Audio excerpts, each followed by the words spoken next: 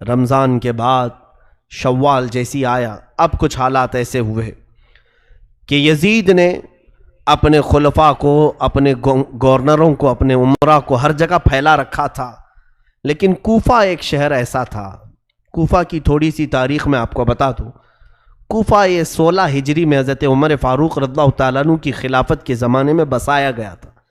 شروع سے ہی یہاں پر حضرت علی کے چاہنے والوں کی کثرت تھی۔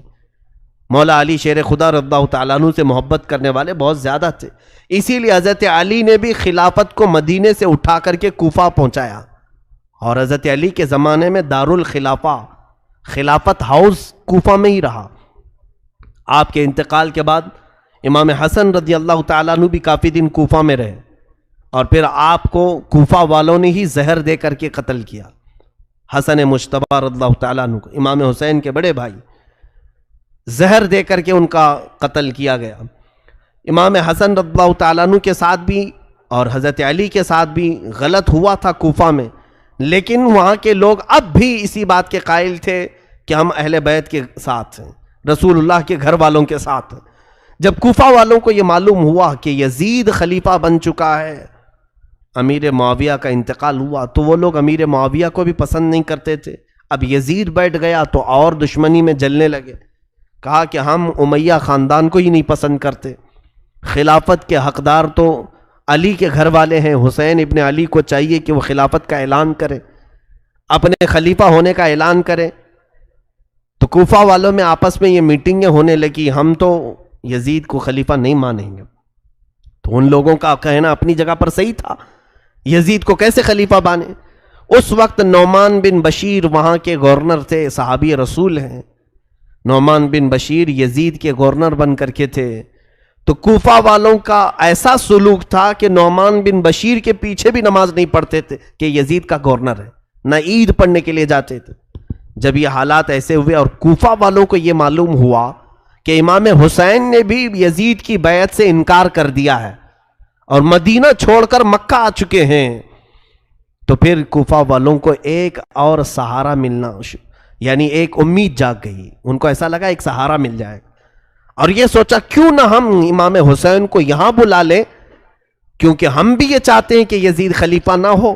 امام حسین آئیں گے تو ہم دل و جان سے ان کو خلیفہ بنائیں گے اور ان کے ہاتھ پر بیعت کریں گے۔ یہ معاملہ پیش آیا تو کوفہ والوں نے آپس میں میٹنگیں شروع کی، دن رات میٹنگ ہوتی تھی کہ حسین ابن علی کو کیسے بلایا جائے۔ بعد میں طے ہوا کہ ہم معزز لوگوں کے ذریعے سے خط بھیجتے ہیں مکہ اور امام حسین کو طلب کرتے ہیں۔ تو خط جو ہے آنے شروع ہوئے شوال میں، خط آنے شروع ہو گئے شوال میں۔ کوفہ والوں کے پہلے 3 خط آئے، اس میں لکھا گیا تھا کہ اے علی مرتضیٰ کے شہزادے فاطمہ کے لاڈلے حسین، ہم نے سنا ہے کہ آپ نے یزید کی بیعت کا انکار کیا ہے اور آپ مکہ آ چکے ہیں، لہٰذا ہم یہ چاہتے ہیں کہ آپ کوفہ آ جائیں۔ کوفہ آپ کے والد گرامی مولا علی شیر خدا کا دارالخلافہ تھا، آپ اسی خلافت کو آگے بڑھائیں، ہم سب آپ کے ساتھ ہیں۔ ان خطوں میں لکھا ہوا تھا، اور حضرت عبداللہ بن زبیر وہاں پر تھے، امام حسین کو انہوں نے کہا ان خطوں پر آپ بھروسہ مت کریں۔ اسی شام کو 300 خط اور آئے، کوفہ سے 300 خط آئے مہر بند، اور معزز لوگوں کے وہاں پر مہر تھی، دستخط تھے کوفہ والوں کے۔ جب امام حسین کے پاس خطوں کا سلسلہ جاری ہوا، 300 کے بعد روایتیں ہیں 1000 کی تعداد میں خط آنے شروع ہو گئے۔ پورے کوفہ والوں کی ایک ہی بات تھی کہ حسین ہمارے پاس آ جائے، امام حسین ہمارے پاس آ جائے۔ حضرت امام حسین کو بلانے کی اور ان کو دعوت دینے کی یہ مہم بہت زور پکڑ لی، طول پکڑ لی۔ اس کے بعد امام حسین نے اپنے گھر والوں سے مشورہ کیا، کیا ہم مکہ میں ہی پوری زندگی کاٹ دیں یا پھر کوفہ جائیں؟ کوفہ جا کر کے ہم دیکھتے ہیں۔ تو سارے لوگوں نے کہا کہ کوفہ نہ جائیں۔ وہ لوگوں نے حضرت علی کے ساتھ بھی اچھا معاملہ نہیں کیا، امام حسن کے ساتھ بھی اچھا معاملہ نہیں کیا۔ امام حسین پھر خاموش ہوئے۔ اب یہاں پر ذی القعدہ کا مہینہ شروع ہو چکا تھا، پھر خطوط اتنے آئے کہ کوفہ والوں نے ایسا خط لکھا، دیکھیں اب امام حسین کو جانا ضروری ہو گیا تھا۔ کیوں؟ انہوں نے لکھا تھا کہ اے حسین ابن علی، امام علی مقام، قیامت کے دن اگر اللہ تعالی ہم سے سوال کرے کہ تم نے یزید جیسے فاسق و فاجر کو امام کیوں بنایا، کیوں اس کے ہاتھ میں بیعت کی؟ تو آپ سن لے، ہم اللہ کی بارگاہ میں یہ کہیں گے، ہم نے تو تیرے رسول کے شہزادے کو بلایا تھا، انہوں نے اپنا ہاتھ ہمیں نہیں دیا، اس لیے ہم نے یزید کے ہاتھ میں ہاتھ دیا۔ یہ بلیک میل کرنے کا طریقہ ہے، اس طور پر ایموشنل کرنے کا طریقہ ہے۔ تو انہوں نے جب یہ کہا تو یہ حجت ہو گئی امام حسین پر۔ حضرت امام حسین نے کہا میرے اوپر اب جانا واجب ہو گیا ہے، کیونکہ ظاہر سی بات ہے کوفہ والے ایک ظالم و جابر کے خلاف کھڑے ہیں، تو جو سمجھتا ہے کہ ظالم کے ہاتھ میں ہاتھ نہیں دینا چاہیے، اسے چاہیے کہ وہ اپنا ہاتھ ان کے سامنے بڑھائے۔ ظاہر سی بات ہے اصول اور طریقہ یہی ہے کہ اگر کوئی گندے پانی کا گلاس لے کر پکڑا اور پی رہا ہے تو آپ کا فرض بنتا ہے آپ اس کو روکیں، آپ اس کو روکیں۔ لیکن روکنے کا طریقہ کیا ہے؟ آپ ایک اچھے پانی کا گلاس اس کو دیں اور وہ پانی پھینکنے کا حکم دیں، وہ پھینک دے گا اور آپ کے پاس کا اچھا پانی پی لے گا۔ اور اگر آپ اچھا پانی بھی نہیں دے رہے اور اس کو برائی سے روک بھی رہے ہیں، برے پانی سے، وہ پیاسا ہے پی لے گا۔ یہ اصول ہے، یہ دستور ہے۔ حسین اعظم رضی اللہ تعالیٰ عنہ جب یزید کی بیعت کا انکار کر چکے تھے تو ظاہر سی بات ہے اچھا خلیفہ بھی دینا آپ کی ذمہ داری ہو گئی تھی، اور اس کے سب سے زیادہ حقدار امام حسین تھے۔ حضرت حسین رضی اللہ تعالیٰ عنہ نے جب یہ کہا مجھ پر جانا واجب ہے تو بعض معزز صحابہ مکہ کے انہوں نے مشورہ کیا کہ پہلے آپ اپنے خاندان میں سے کسی بھروسے مند معتمد آدمی کو کوفہ بھیجیں، اگر وہ وہاں کے حالات لکھ کر آپ کے پاس بھیج دے آپ کوفہ چلے جائیں۔ تب میرے آقا امام علی مقام حسین اعظم رضی اللہ تعالیٰ عنہ نے اپنے خاندان میں حضرت امام مسلم بن عقیل، اپنے چچا کے بیٹے، حضرت علی کے بھائی تھے عقیل، سگے بھائی تھے، ان کے بیٹے امام مسلم، یعنی امام مسلم امام حسین کے چچیرے بھائی تھے، چچیرے بھائی۔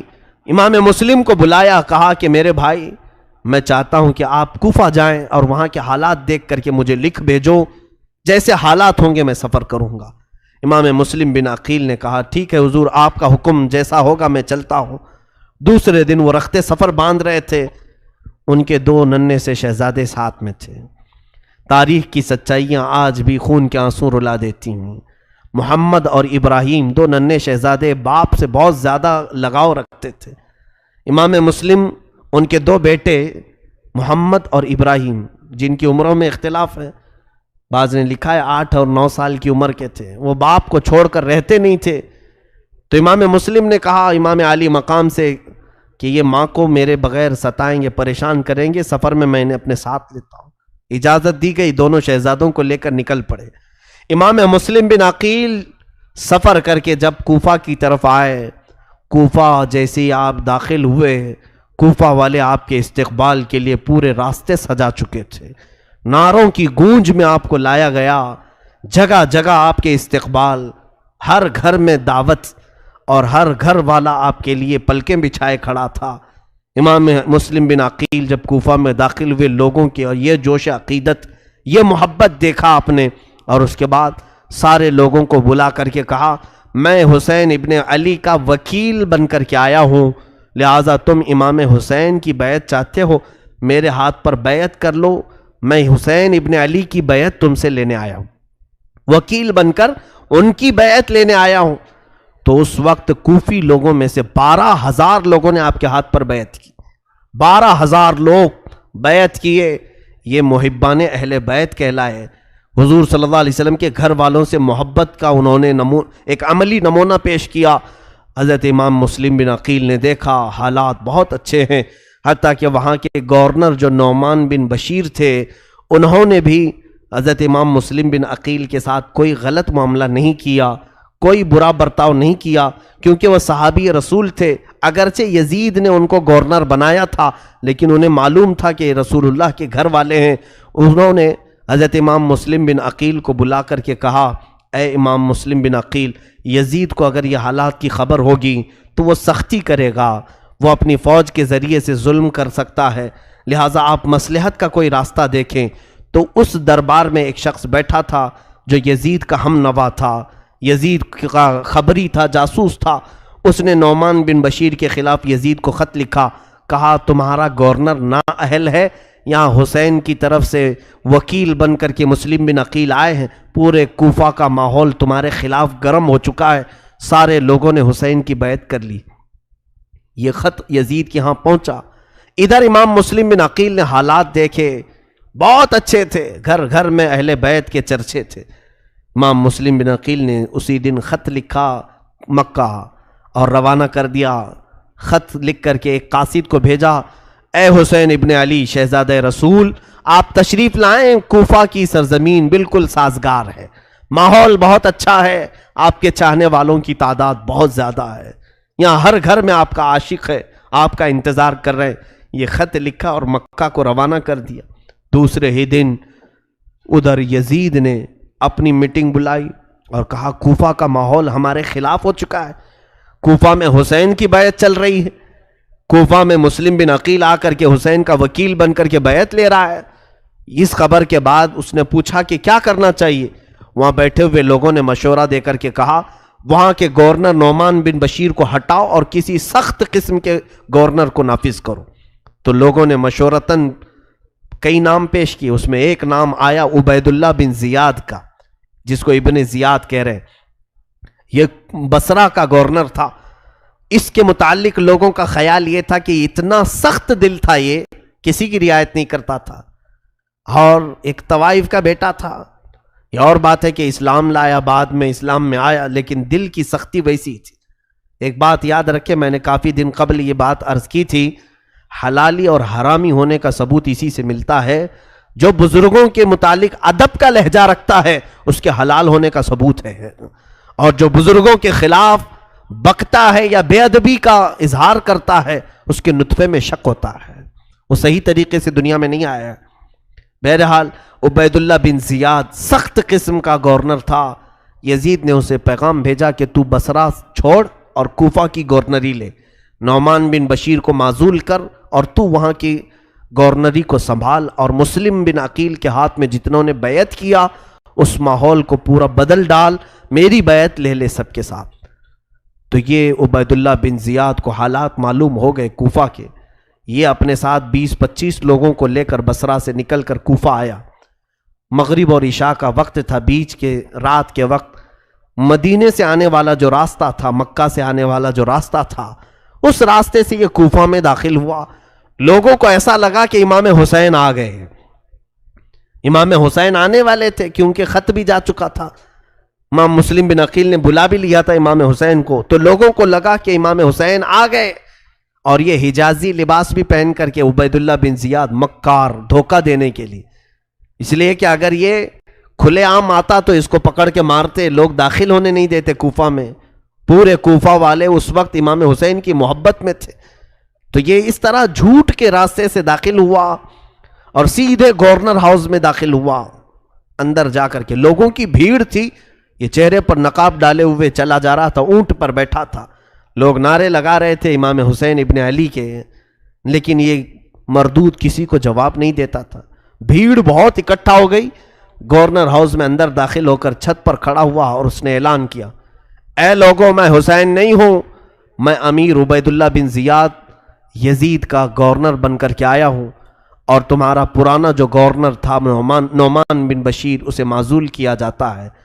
اتنا سننے کے بعد لوگ بپھر گئے، مایوس ہو گئے کہ اب گورنر بھی بدلا ہے، کچھ تو نیت خراب ہے، اور اس کی سختیاں لوگوں کو معلوم تھی، یہ جبر کرتا تھا، ظلم کرتا تھا، کسی کو اپنے سامنے کوئی رعایت نہیں دیتا تھا۔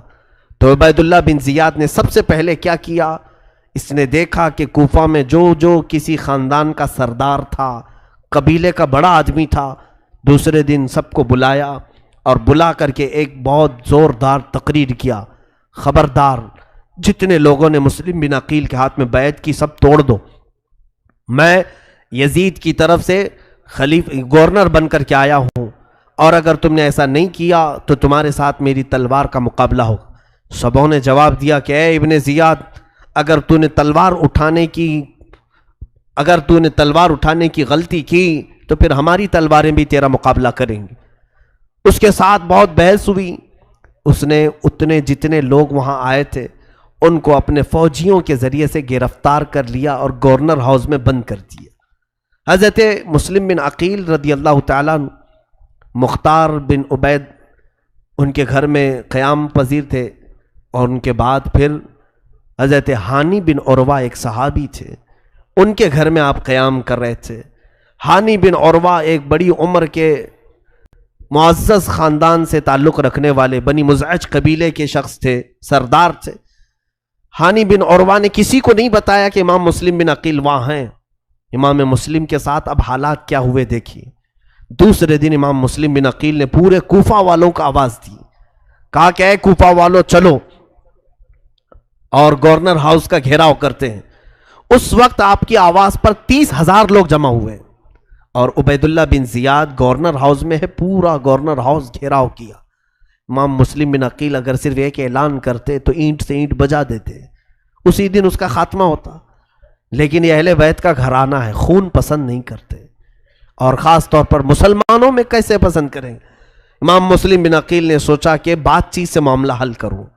عبید اللہ بن زیاد کو پکارا اور کہا کہ اگر تو کوفہ والوں کے ساتھ سختی کرے گا تو ہم تیرے ساتھ سختی کریں گے۔ اس نے ماحول کو گرم دیکھ کر کے کیا کیا، جتنے وہ سرداروں کو نظر بند کر کے رکھا تھا ان کو گورنر ہاؤس میں پھر سے طلب کیا اور کہا جتنے تمہارے خاندان والے گھروں والے یہ آئے ہیں مسلم بن عقیل کے ساتھ، چھت پر چڑھ کر کے انہیں اعلان کر دو کہ سب مسلم کی سے الگ ہو جائیں، نہیں تو پھر تمہارے خاندانوں کو بھی میں تباہ کر دوں گا اور تمہاری گردنوں کو بھی صحیح نہیں چھوڑوں گا۔ ان پر یہ بات اثر کر گئی، وہ سب کھڑے ہوئے، ان کے خاندانوں والے بہت سارے تھے مسلم بن عقیل کے ساتھ، تو سبوں نے چھت پر کھڑے ہو کر کے کہا کہ اے لوگو اگر ہماری جان کی امان چاہتے ہو تو چھوڑ کے ہٹ جاؤ، امام مسلم بن عقیل کے سے ہٹ جاؤ، یہ عبید اللہ بن زیاد اور یزید بہت سخت ہیں، تمہیں بھی مار ڈالیں گے ہمیں بھی مار ڈالیں گے۔ ان لوگوں کو جب چھت پر چڑھے ہوئے دیکھا تو سب کی نیتیں بدل گئیں، ارادے بدل گئے، سب منتشر ہو گئے، یہاں تک کہ روایت میں امام مسلم بن عقیل اس دن شام میں جب مغرب کی نماز اور عشاء کی نماز کوفہ کی جامع مسجد میں پڑھانے کے لیے تھے تو تقریباً 12,000 لوگ آپ کے پیچھے نماز پڑھ رہے تھے، 12,000 لوگ نماز پڑھ رہے تھے۔ پھر فجر میں جب آپ وہاں نماز کے لیے تھے تو سوائے آپ کے 2 چھوٹے بچوں کے کوئی نہیں تھا صف میں، پوری صفوں میں کوئی نہیں تھا۔ کوفہ والے اچانک تبدیل ہو گئے، اسی لیے آج تک کوفہ کا نام اتنا بدنام ہے کہ دھوکہ دینے والے کو کوفی کہا جاتا ہے، غدار آدمی کو کوفی کہا جاتا ہے۔ کوفہ والوں نے رسول اللہ کے گھر والوں کو اچانک چھوڑ دیا بیچ راستے میں۔ امام مسلم بن عقیل نے کہا ہائے محرومی اس حالت میں ان لوگوں نے لایا، وہ کہاں ہیں وہ نعرے، وہ کہاں ہیں وہ خطوط جو لکھے جا رہے تھے۔ امام مسلم بن عقیل نے حالات کا مشاہدہ کیا اور ہانی بن عروہ کے گھر میں نظر بند ہو گئے۔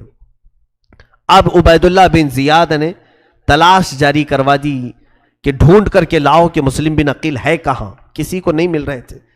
ایک جاسوس معقل نام کا غلام تھا، شامی غلام، اس کو کچھ پیسے دے کر کے اس نے جاسوسی کے ساتھ ڈھونڈنا شروع کیا۔ اس نے ایک معزز شخص کو پکڑا اور کہا کہ میں اہل بیت کا سچا عاشق ہوں، سنا ہے امام مسلم بن عقیل کوفہ میں ہیں، میں ان کو کچھ ہدیہ دینے کے لیے آیا ہوں، میں مدینے سے آیا ہوں۔ تو انہوں نے خیر خواہ سمجھا اور وہ لے جا کر کے ہانی بن عروہ کے گھر اسے پہنچایا۔ وہ معقل نام کا غلام ہانی بن عروہ کے گھر گیا۔ حضرت ہانی بن عروہ نے پوچھا کہ کیوں آئے ہو؟ وہ روتے دھوتے کہنے لگا سنا امام مسلم بن عقیل بڑی تکلیفوں میں آ گئے، میں اہل بیت کا بڑا عاشق ہوں، میں ان کو کچھ نذرانے دینے آیا ہوں، کچھ سونے کے سکے اشرفیاں لے کر کے آیا تھا۔ ہانی بن عروہ نے اس کو بھی محب اہل بیت سمجھ کر اندر لے گئے، خاص کمرے میں امام مسلم بن عقیل سے ملاقات کروائی۔ علم نہیں ہوگا کون بتائے گا، لیکن جب وہاں پہنچے سلام کیا تو اس نے جواب نہیں دیا۔ ہانی بن عروہ کو سیدھے اس نے چلانا شروع کیا، جبکہ وہ صحابی تھے۔ ہانی بن عروہ کیا تجھے معلوم نہیں کہ تو امیر المومنین کے خلاف بغاوت چھیڑ رکھا ہے؟ تو اپنے گھر میں ایک باغی شخص کو پناہ دے رکھا ہے اور وہاں پر میٹنگیں کرتا ہے، لوگوں کو اکٹھا کرتا ہے ہمارے خلاف لڑنے کے لیے، طاقت جمع کر رہا ہے۔ وہ بکتا گیا۔ ہانی بن عروہ نے کہا نہیں، میں ایسی کوئی سازش میں شریک نہیں ہوں، ہاں البتہ عقیل وہ رسول اللہ کے گھر والوں میں سے ہیں، اگر وہ مہمان بن کر میرے گھر میں آئے ہیں تو میں انہیں مہمان ٹھہراؤں گا اور میں ان کی خدمت کروں گا۔ اس نے کہا ہانی تم مسلم بن عقیل کو ہمارے حوالے کر دو، ہمارے حوالے کر دو۔ ہانی بن عروہ نے کہا میری پوری زندگی ختم ہو جائے مگر میں اپنے ہاتھوں سے امام مسلم کو تیرے حوالے نہیں کروں گا، تیرے حوالے نہیں کروں گا۔ امام مسلم بن عقیل کو حوالے کرنے سے انہوں نے انکار کیا تو عبید اللہ بن زیاد نے کہا ہانی تمہیں معلوم نہیں میرے تلوار کی سختیاں؟ ہانی بن عروہ نے کہا اگر تیرے تلوار کی سختیاں ہیں تو میرے گھر کے افراد بھی تیری اینٹ سے اینٹ بجا دیں گے، میرا قبیلہ بہت بڑا ہے، ہمارے خاندان کے لوگ یہاں پر سب حاضر ہو جائیں گے۔ اس نے ہانی بن عروہ کو نظر بند کر دیا، قید کر لیا اپنے اندر۔ ان کے چہرے پر چھڑی سے اتنا مارا گیا تھا کہ زخمی ہو چکے تھے، پورے لہو لہان ہو گئے تھے، ان کی عمر تقریباً 80 سال کی تھی، اتنا زخمی کر کے انہیں نظر بند کر دیا۔ دوسرے دن کوفہ میں یہ بات مشہور ہو گئی کہ ہانی بن عروہ کو قتل کر دیا گیا ہے۔ ان کا جو بڑا خاندان تھا وہ سب جمع ہو گئے، گورنر ہاؤس پر آ کر کے انہوں نے حملہ کیا، کہا ہانی بن عروہ ہمیں چاہیے۔ عبید اللہ بن زیاد نے پھر مکاری کی، قاضی شریح جو اس وقت کے مشہور قاضی تھے ان کو بلایا اور کہا کہ ان لوگوں کو گواہی دو۔ قاضی کی گواہی سارے لوگ مانتے تھے، قاضی کہہ دے چاند ہے تو چاند ہے، قاضی کہے عید ہے تو عید ہے۔ کہا کہ تم سب کو کہہ دو کہ ہانی بن عروہ زندہ ہیں اور قتل نہیں ہوا ہے، ان لوگوں کو منتشر کر دو۔ قاضی شریح حضرت ہانی بن عروہ کو دیکھنے کے لیے آئے، ان کی حالت بہت گمبھیر تھی۔ وہ آ کر کے باہر قاضی شریح نے اعلان کیا، ان کے دل میں نہیں تھا لیکن عبید اللہ بن زیاد کی سختیاں ایسی تھی کہ ان کے خاندان والوں سے کہا کہ ہانی بن عروہ محفوظ ہیں، قتل نہیں ہوئے۔ قاضی کی گواہی سن کر کے سب منتشر ہو گئے، چلے گئے۔ کسی مصلحت کی بنا پر عبید اللہ بن زیاد نے ان کو گورنر ہاؤس میں رکھا ہے، یہ دھوکہ دیا گیا۔ اب ہوا یہ، امام مسلم بن عقیل کو جب خبر ہوئی کہ ہانی بن عروہ کو اس نے گرفتار کیا ہے اور حالات بہت خراب ہوتے جا رہے ہیں، دوسرے ہی دن اس نے اپنے مکر کو ایسا کیا کہ وہ قبیلہ بنی مزعج کے لوگ سب منتشر ہوئے تو تقریباً کوفہ کے بڑے خاندانوں کے بڑے 12 لوگوں کی گردنیں کاٹ کر ان کے گھروں کے پاس پھینک دیا۔ پورا کوفہ سہم گیا، ڈر گیا، بڑے بڑے لوگوں کی گردنیں پڑی ہوئی ہیں نالیوں میں، گٹروں میں۔ خوف کا ماحول قائم کیا، یہ ڈر کا ماحول قائم کیا، سب گھروں میں دبک گئے، گھروں کے دروازے بند تھے، مارکیٹ بند تھی، چکے تھے، بند کر دیتے کہیں یہ ہمارے گھر میں آئے تو آفت نہ آ جائے، ابن زیاد کی سختیاں ہمارے ساتھ نہ آ جائیں۔ میرے عزیزو، دنیا اتنی تیزی سے بدلتی ہے، بولا نہیں جا سکتا۔ مطلب کے لوگ ہوتے ہیں، منہ پر تعریف کرنے والوں پر کبھی یقین نہ کرنا کہ یہ تمہاری موت تک ساتھ رہنے والے ہیں۔